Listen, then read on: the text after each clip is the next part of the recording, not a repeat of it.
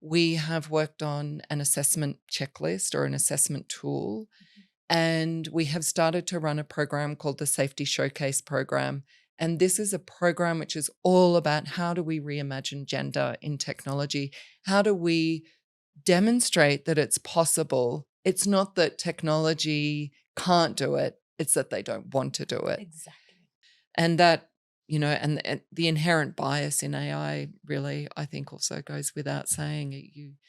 I think we were using ChatGPT at the Gendering AI conference. Someone suggested write into ChatGPT and ask it to draw a picture of itself, and it will draw you a man. And I think, well, if there's no bigger demonstration of the bias in ChatGPT, there it is. It's a white man. Yeah. And I think knowing that 1 in 3 women are experiencing intimate partner violence, we know the forms of we know TFGBV is happening. I think data from a few years ago from was it The Economist, was showing something like 85% of women have witnessed TFGBV in online spaces. So for me, just knowing that almost all women in the world are experiencing or have witnessed some form of TFGBV tells me that, as I was saying, witnessing those kinds of behaviors online, if you're on social media, starts to then leak into physical spaces. People then start to take on those attitudes and beliefs and, have misogynistic ways of behaving in real life because that's what they're seeing in online spaces, particularly among adolescents, I think. So for me, I think understanding the way in which those social and gender norms are playing out online and how they then manifest in physical spaces is of huge concern.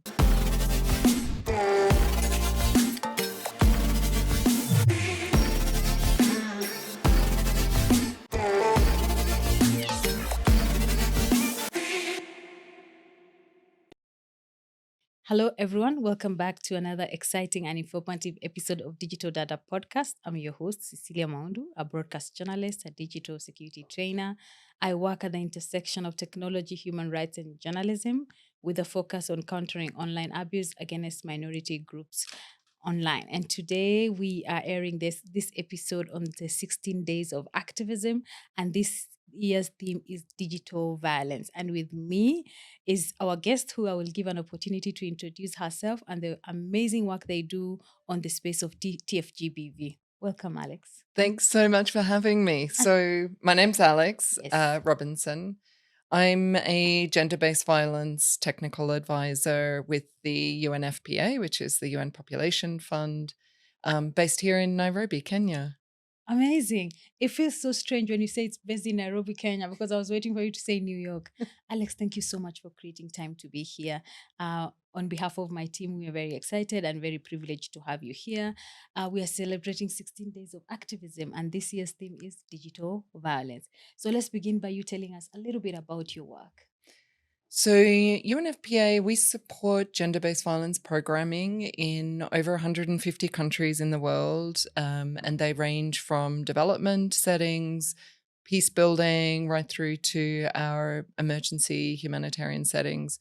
So in all of those countries, we have different kinds of programs depending on the context, but all of them around, at least from the gender-based violence work, all of them around how do we best support survivors of violence and how do we prevent violence from happening in the first instance. So let's talk about TFGBV, digital violence. Give us a very brief definition of what TFGBV is. So UNFPA in 2020 started working on the issue of I'll say TFGBV. It's an awkward acronym. I know. But it stands for Technology Facilitated Gender-Based Violence. So within that definition, what we did a literature review in 2020 to try and work out what kind of research had actually been done in this area of work globally. And we sort of did a scraping of all the different definitions or ideas around about how different people and different organizations thought about the issue. And we sort of coined this phrase TFGBV. And within that, we tried to demonstrate, one, it can be an act or a mission. It can be perpetrated by one or more individuals. You have, mobbing by groups of perpetrators. And And it has to be facilitated, committed, or amplified by the use of technology on the basis of a person's gender. Yeah, amazing. For the longest time, we used to define it as online gender-based violence. So when one time I was invited by a meeting to UNFPA, and they talked about the coining TFGBV, it made a lot of sense because now it made it very inclusive. So this year's 16 Days of Activism theme focuses on digital violence. Why is this focus so important right now? I think I think I start by saying the movement around digital violence and online violence is not new. We know APC since, mid 2005, 2006 started doing research on this issue. They came out with the feminist principles of the internet. They have been, as a CSO group and collective, been working on the issue of TFGBV for a very long time. So I think as the UN and UNFPA in particular coming to the issue in 2020, we very much stand on the shoulder of giants. Yes. We really value the work of and the ongoing work of CSOs and digital rights organizations who've been working in this space for a long time. I think what UNFPA do specifically is support the meeting of these digital rights spaces, these feminist digital rights spaces with gender-based violence organizations, those frontline service providers that UNFPA support, and trying to bring those together around the issue of TFGBV. It's almost like we have two different languages. We have a digital rights group who speak a certain language and understand what technology is, what it can do, what its harms might be. And then you have GBV frontline service providers who understand how to refer, how to provide psychosocial support, how to support online or not online, but safety planning, make the connections between health and legal and justice sectors. So what we're trying to do, and I think why this campaign is so timely this year, is because we're slowly bringing those communities together. UNFPA run a global symposium on TFGBV every year. Next year will be our 4th year running this TFGBV global symposium. And slowly through that process, we've built a community maybe of 700 or 800 different organizations from both areas of work who are trying to come together to better understand a common language. But yeah. Yeah, so I think also when you talk about APC, I know, as you say, they've been really involved. APC is Association for Progressive Communication. That's how I started my podcast, through a funding from them. Yes, and I know I have been part of their meetings in Thailand and in Nepal, creating a feminist internet. And one of the things we were really looking at is their feminist principles of the internet. I think my next question would be on the issue of safety by design. How crucial is it?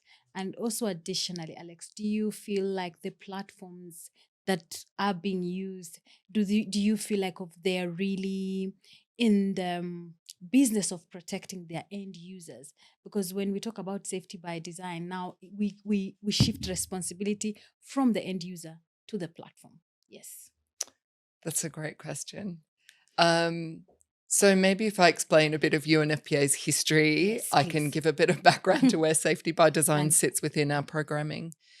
So we wrote Making All Spaces Safe and published that in 2021. And that was a paper, really, this was a literature review we did on trying to understand the issue of TFGBV to support our countries in understanding and addressing the issue. As part of that report, we then were working towards, okay, what really needs to happen? What needs to happen to make change here? And under, obviously, prevention. We don't want this to happen. We don't want TFGBV in the first instance. How do we prevent and mitigate harm? So then we started working on a guidance, and this is a guidance on the safe and ethical use of technology to address GBV and harmful practices. And this guidance, we have published an implementation summary. The full document is over 100 pages, so we're still, and it's been out for consultation for a couple of years. We're still working through it. But that is a document that speaks to the risks and harms associated with technology and how even if people are designing technology for a good purpose, they're trying to get really great information out to young people, for example, comprehensive sexuality education to young people. If that technology is not designed with safety, security, and privacy at its heart, it will have the same impact as technology which is designed for a bad purpose, so bad actors. So we started to, so off the back of this guidance, we have worked on an assessment checklist or an assessment tool, and we have started to run a program called the Safety Showcase Program. And this is a program which is all about how do we reimagine gender in technology? How do we demonstrate that it's possible? It's not that technology can't do it, it's that they don't want to do it. Exactly. And we run this program in partnership with the United Kingdom Foreign Commonwealth Development Office, with New Moon Fund, and with the support of the E-Safety Commissioner in Australia. We ran an event at CSW, which is the Commission on the Status of Women in New York, earlier this year, and we demonstrated. We had 7 different heads of tech, not-for-profits, come and demonstrate what their tech looks like, how they designed it, why it's safe, secure, and private, and really demonstrated to the world that it is in fact possible. Yeah. And for our viewers, when we talk about safety by design, we're talking about platforms embedding safety features from the onset of their product development. So embedding it into the DNA rather than having it as an afterthought. So Alice, that brings me to to another question, still on safety by design, user empowerment, because we are talking about also our users being able to understand the user interface of the product to be able to how to be safe. So my quick question would be, especially for women and girls in rural areas who maybe even English is not their first language, or maybe they're not very advanced with technology. And we know they're also going through a lot of online violence. Before we started, when we started this work, our main concentration was in Nairobi. And then we realized even in the rural areas, it's so bad, So for such people, what are some of the things that we can be able to do to also be able to protect them, knowing that they also have limitations? Let me use the word limitation when it comes to interacting with these tools. Yeah, great question. Increasingly, we know that in rural, remote areas of countries around the world, in humanitarian settings, for example, there's a really high reliance on technology to access information and services because they don't have those health services or even education on their doorstep. So technology is a pathway to be able to access basic services. So very high reliance. But what we see simultaneous to that, as you say, really low levels of digital literacy and even low levels of connectivity in some places. Exactly. And it does mean that we see a very extractive, exploitative process going on in these rural, remote areas with extremely vulnerable populations, adolescents, single female-headed households in very conservative settings, and the use of technology to blackmail, sextortion, all kinds of forms of TFGBV.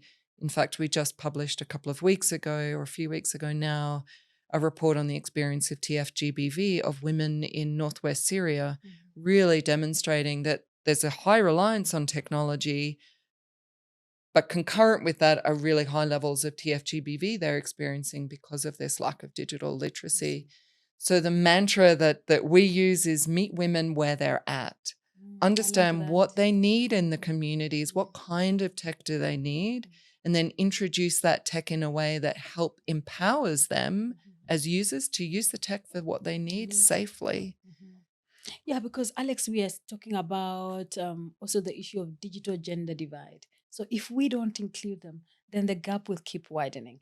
And then we are also talking about the internet not being gender blind, but such things makes it bring that issue very on the surface. So understanding the global landscape of TFGBV.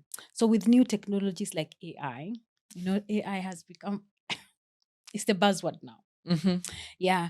With new technologies like AI and the metaverse emerging rapidly, what are some of the emerging forms of TFGB that concern you the most? It's it's hard to know where to start. I firstly, I would give a big shout out to Rebecca Rakatimbo. She ran the Gendering or Core 23 Lab. They ran the Gendering AI conference here in Nairobi a couple of weeks Rebecca, ago. She's from Arusha, but she lives in, yes. I mean, it was just fantastic. Amazing. The power of African feminist technologists is incredible. And yeah, as I say, I stand on the shoulder of giants. Being able to sit in a room with these women is just phenomenal. But AI, again, when we're talking about safety by design, safety, security, privacy by design, AI is no exception. How do we create AI? Well, it needs to be, don't buy your off-the-shelf models is a really good start. Exactly. Start working in a participatory way, work with women where they're at, provide the AI product that meets their needs first. And I think if you can do that, then you're designing AI in a way that that meets a demand, it meets a need. But I think what we see around the world, unfortunately, is this huge proliferation of apps now where once upon a time it would take several days to be able to create a deep fake using, an AI model. And now we're looking at thousands of those kinds of apps available on the market where you can create deep fakes in a matter of minutes. So the acceleration of the way in which tech is being used and AI is being used to perpetrate harm is phenomenal. And that, and the inherent bias in AI really, I think, also goes without saying. I think we were using ChatGPT at the Gendering AI conference. Someone suggested write into ChatGPT and ask it to draw a picture of itself, and it will draw you a man. And I think, well, if there's no bigger demonstration of the bias in ChatGPT, there it is. It's a white man. So I think, and the way that then manifests in everyday life for women, that way in which it amplifies inequalities every day for women is incredibly harmful, but also because it's so subversive. People don't necessarily see it until they're called out about it. They're like, whoa, that is a bias. I hadn't realized there was a bias. Or, even women writing in, I want an itinerary to travel to different places around Nairobi. It will be one that's catered for what might be safe for men, but without understanding what might be safe for women in all their diversity. Whereas if ChatGPT was a woman, maybe it would say, don't go here, or, it would come up with a different response. And that's a very simple, a very simple example, but yeah. Alex, I think what I hear you say is also the issue of co-design. Designing technology not for them but with them, involving them from the word go. And also, when we talk about AI, technology doesn't create itself. We create the technology. So it is the algorithms that have been fed to this technology. Because I remember one time we were attending a media conference in Zambia, and somebody told us the same thing, like, just tell them to generate a photo of the African media conference, and then all of them were men. I mean, like, so it's the algorithm, because it doesn't just wake up and start working. It's been fed. So also those are some of them to look at. Alex, now that brings me to my another question about having women and gender diverse people in the tech space. Do you think some of these things happen because it's very male dominated? Without a doubt. Without a doubt. People will create and design in their image. They will create according to what they see as their need. When I talk about meeting women where they're at, meeting women with the technology they need where they're at, that requires women to be the designers. That requires women to be the technologists at the front line of designing that technology, because there are needs and other concerns of women that men would never think of. So the bias is being built right at the beginning with that lack of women in the tech industry. But I have to say, having women in the tech industry is one thing, and making sure you recruit a quota of women, but having the policies and support within the company on a long-term basis is also really important. What does maternity leave look like for women in that sector? How do we support women to have an equitable voice in meetings and in meetings that are predominantly men? So all of these different kinds of policies that companies can actually introduce to make sure that they retain women, not just that they recruit them. Last week, we celebrated Cybersecurity Day for women, something like that. And I was looking at a discussion online, and one of the things that it was saying also, some of these things begin in our families because we've been raised to believe some professionals are for men.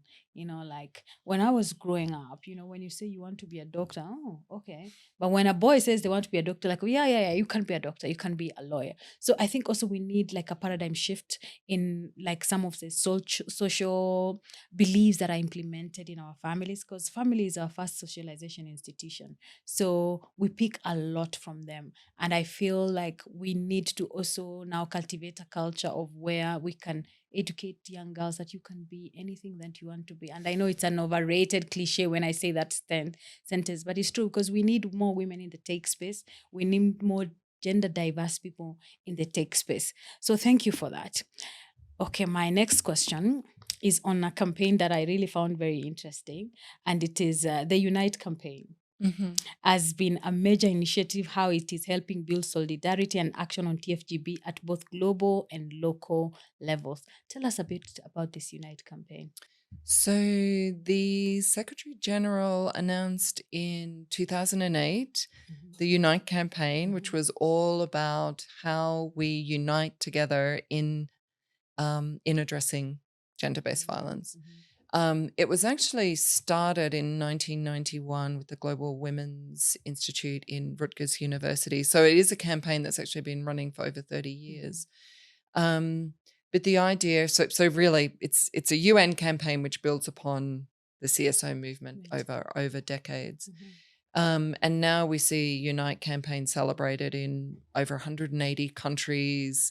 At last count, I think 6,000 CSOs across the world were coming together to address GBV. I mean, the idea really is that there is solidarity across countries, across diversity, coming together to address this issue of gender-based violence, knowing that the statistics still remain horrendous. We still see 1 in 3 women, which is the equivalent of 736 million women globally who experience intimate partner violence or non-partner sexual violence. I mean, those statistics are horrifying. Very. When you talk about solidarity, is one thing, I do lots of trainings on digital safety, and one of the things that I really concentrate on is TFGBV, and we talk about solidarity, especially among women organizations, networks, because it's very key, because sometimes they find also they're speaking in silos, so we also need to speak in one voice. And talking about 30 years, as we mark the 30th anniversary of the Beijing Declaration and platforms for action, how do you see digital violence fitting into the broader agenda for gender equality and women's rights? I think as we rely on technology every single day, the way in which technology is undermining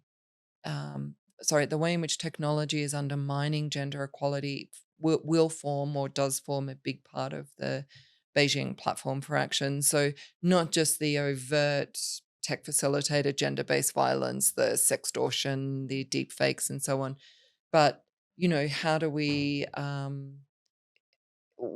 what the gender digital divide means for women accessing employment.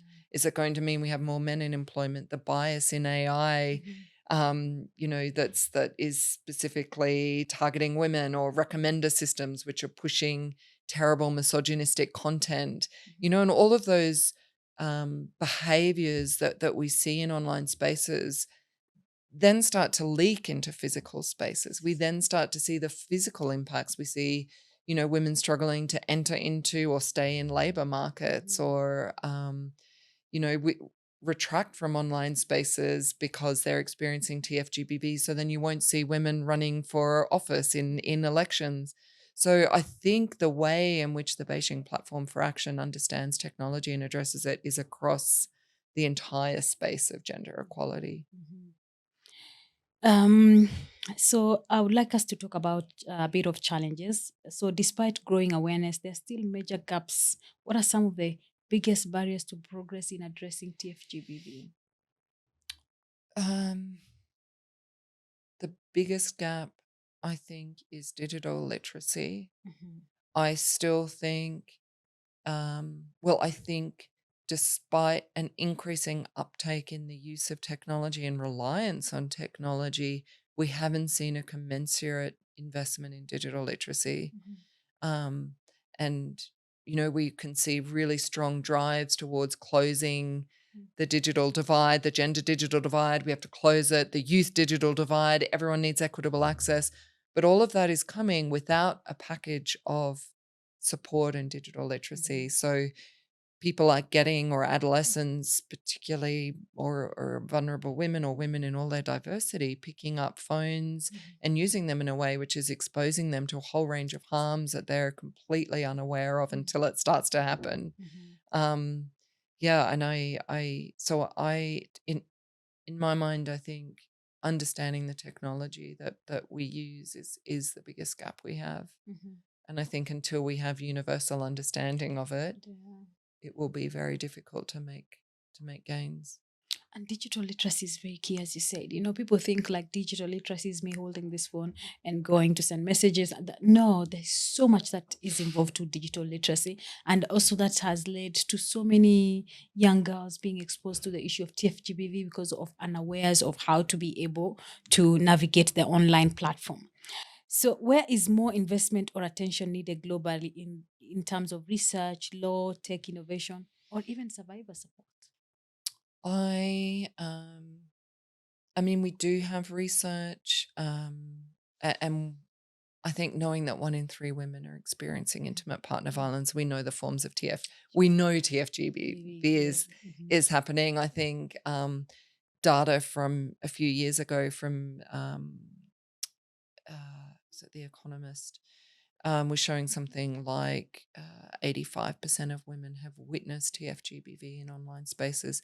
So for me, just knowing that almost all women in the world are experiencing or have witnessed some form of TFGBV tells me that, as I was saying, witnessing those kinds of behaviors online, if you're on social media, starts to then leak into physical spaces. People then start to take on those attitudes and beliefs and, have misogynistic ways of behaving in real life because that's what they're seeing in online spaces, particularly among adolescents, I think. So for me, I think understanding the way in which those social and gender norms are playing out online and how they then manifest in physical spaces is of huge concern. And now I've forgotten your question. Where is more investment or attention needed?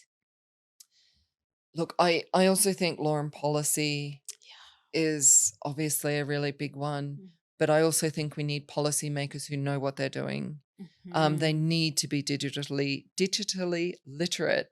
They need to understand that intersection of tech in order to be able to create law and policy. So looking at, purely punitive laws or laws that are value laden or value based can then be weaponized against the very women they're supposed to protect.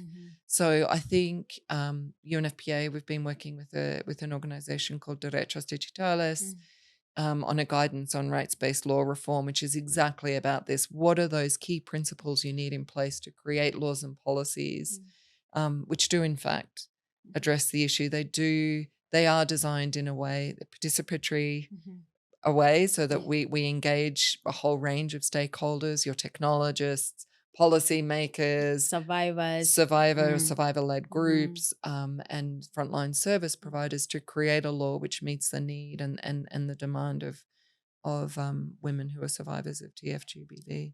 I was reading some research some time back, and they said even the policymakers do not understand this issue. Mm. So even when they go to making the laws, they are very vague. When you look at most of them, like let's give the Kenyan context. When I think it's Section 27 of the Computer Misuse Act, whereby they talk about cyber harassment, but they don't define what is cyber harassment. They don't even contextualize the crime. So you find when I talk to survivors of this violence, they say, going the legal way would be wasting my time and also very emotionally draining. So I would rather opt out. But if we don't bring these perpetrators to book, then we're still going to be circling around the same place. So I agree with you, because I also look at the mass program, making all safe spaces. One of the principles, I think, is it talks about law and policy, how it's important for actually to create laws that actually work for this space. Yes. I would also say your frontline service provider, your frontline service provision is absolutely critical. We know TFGBV is happening. I don't need to do I don't need to do the research to understand it's happening. We know it's there. So building our frontline service providers to have the capacity and the knowledge to be able to respond in a timely way, including collection of evidence. Like, don't delete all of the evidence out of your phone, or don't suddenly, if your phone's under surveillance, don't lock out the person who's tracking you, because that might be a trigger for harm. All of these different kinds of things that I think frontline service providers need to know and understand.